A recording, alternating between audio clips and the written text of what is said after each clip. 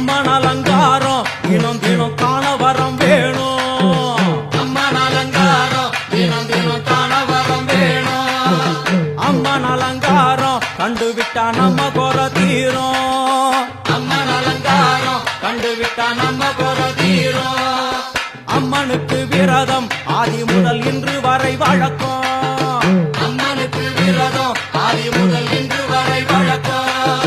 சமயபுரத்தில் நம்மை வாழ வைக்க மாறியும் விரதம் கொண்டாளே மாறி அம்மா